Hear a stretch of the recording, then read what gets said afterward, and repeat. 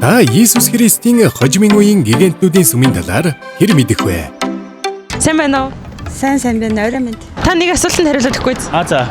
Яг энэ сүмд орж үзчихсэн болов уу? Үгүй. Ерөөсөө орж. Энд явагддаг нэг англи хэлний сургалтын тухай сонсоод ирсэн тий. Болцоо. Англи хэлтэнд сурдаг. Нэг яг хажуугны нэстийг мэдэхгүй шүү дээ. Мэдхгүй би одоо. Би гэхдээ энэ сүмийг мэдэхгүй. Зүгээр сонсч ирсэн энэ их зүгээр юм шиг байлаа шүү дээ. Ер нь та дотор нь яг ямар үйл ажиллагаа болдог гэж бодож байна?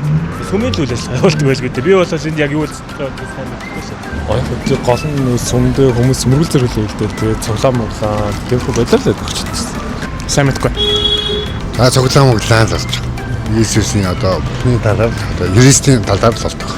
Гэхдээ цуглаанд болж байгаа байх гэж бодож байгаа шүү дээ. Таач бас сайн мэдэхгүй байгаа бол энэ нь Иесус Христийн хожимын үеийн гигантнүүдийн сүм бөгөөд Монголд 1993 онд нэгдснээс хойш өдгөө улс даяар ховдоос чойболсон хүртэл 20 гаруй салбартаагаар үйл ажиллагаагаа явуулж байна.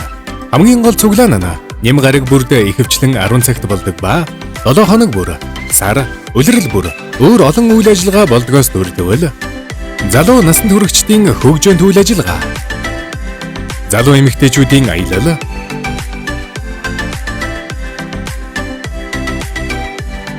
ганц бие насанд хүрэгчдийн чуулган,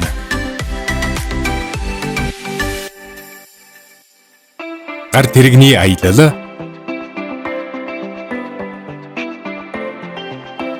спорт үйл ажиллагаанууд,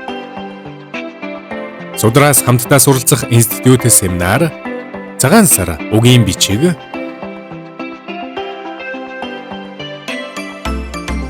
өсвөр үеийнхэнд зориулсан чуулган,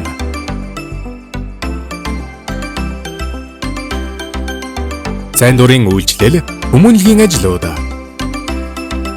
хувь хүний хөгжил дэвшил, ажил эрхлэлд, бие даасан байдалд туслах сургалт, хамгийн чухал нь гэр бүлийн харилцаа, аж холбогдлыг онцолдог. Тэгэхээр та сүмд ерөнхийдөө юу болдгийг сонслоо шүү дээ. Харин одоо өөрөө ирээд харгал үлдлээ. Сүмийн үүд танд үргэлж нээлттэй байх болно.